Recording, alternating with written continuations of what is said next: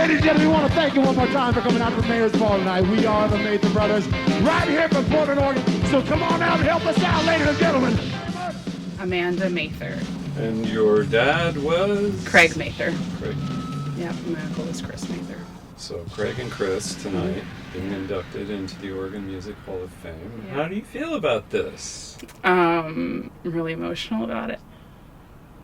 I really wish they were here because they would have loved it. They would be crying like babies just like I am. So they had really, really big hearts and they really loved this musical community, and so I think it would have meant a lot to them to have been recognized by all of their peers. Yeah, it's something that your aunt and mom talked a lot about, their spirits and the way they were in the world. Mm-hmm. When you think about them, what comes to mind first? That they were two of the most selfless, community-oriented human beings you could have ever met. They loved the musical community here in Portland, and they really wanted to support all of the musicians that were in the community with them. So they were constantly organizing benefits. That's why my dad co-founded the Waterfront Blues Festival. They always had a couch to crash on, for visiting musicians or musicians in need. And they just had these really big hearts. And that's what I think they would want to be recognized the most for, is how much they loved everyone. But also, both of them extremely talented Yes. musicians, right? Yeah. What do you remember growing up in a house with someone that talented?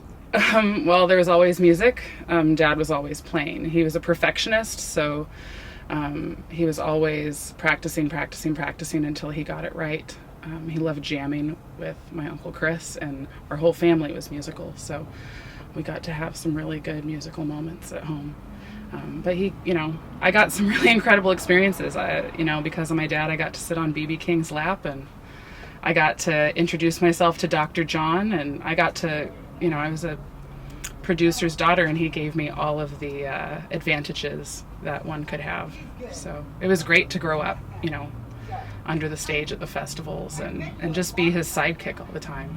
I got the best childhood anybody could have hoped for. There was a lot of love, a lot of great music, and a lot of community. When you listen, I know the Blues Festival, there's a vinyl album. Yeah. That has recently been reissued. When you listen to your dad play or sing, what goes through your head?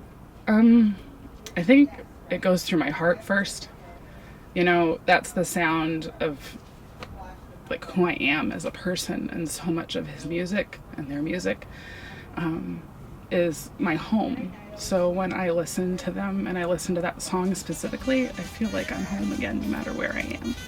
So it's a pretty great gift. We are having us a party.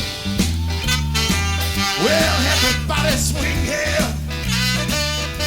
Dance to the music. So they would be thrilled, they would be crybabies, and honored. Honored. Talk about what would they feel so honored about?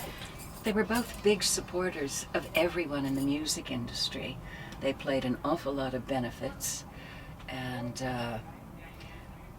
Craig, of course, was instrumental in the beginnings of the original Rose City Blues Festival in 1987, and that was because we saw that everybody was going to disco, recorded music, and an awful lot of wonderful music in this town was no longer employed. So it's just like Craig, let's throw a party. Yes.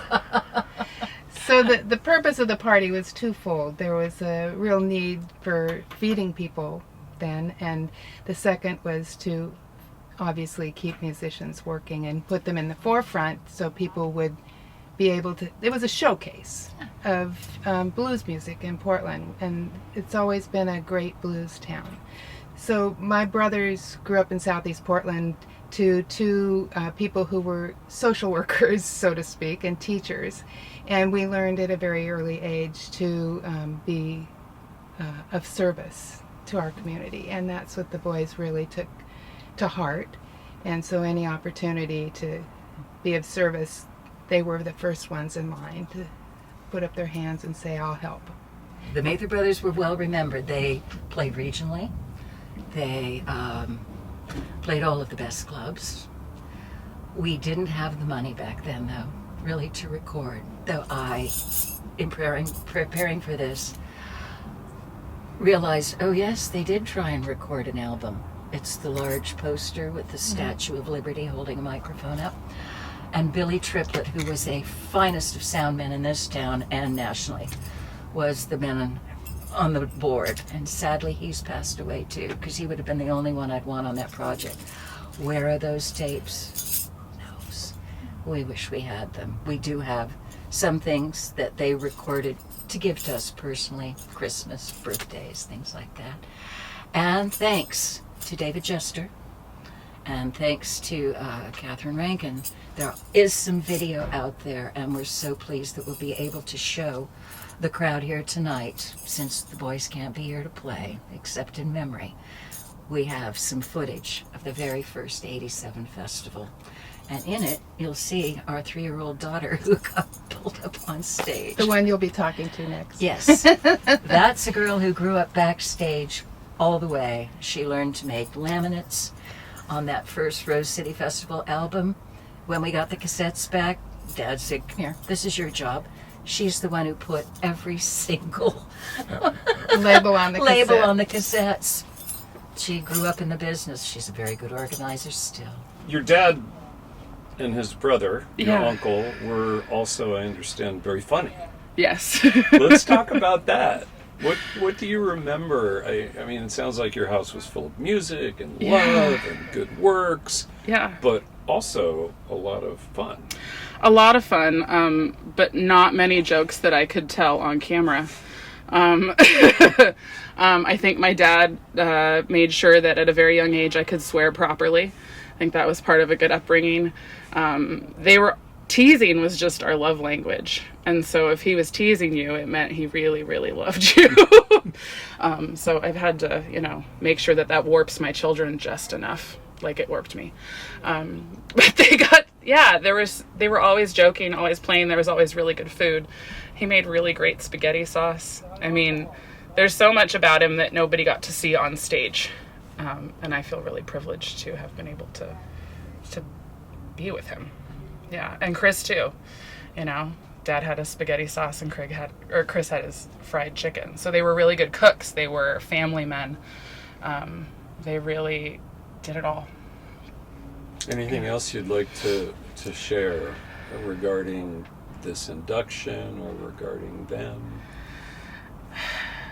I think that they would have been incredibly humbled by this experience. And I've thought a lot about, I'm going to be the one giving the speech tonight and what they would have wanted to say. And so I feel like that's my job. And, they would have wanted the house lights turned up. They would have wanted everybody to appreciate themselves. That's something my dad did all the time.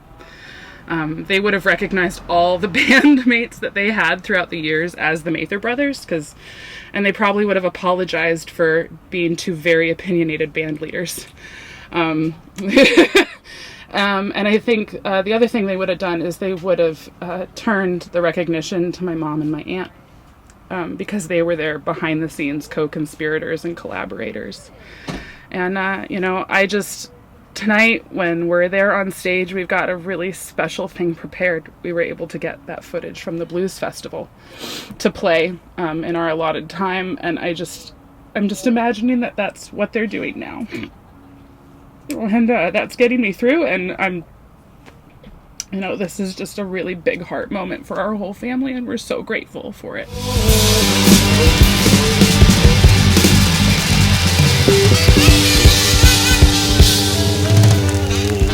Let's have a party today. Thank you very much. We're the Mayther Brothers. Come and see us.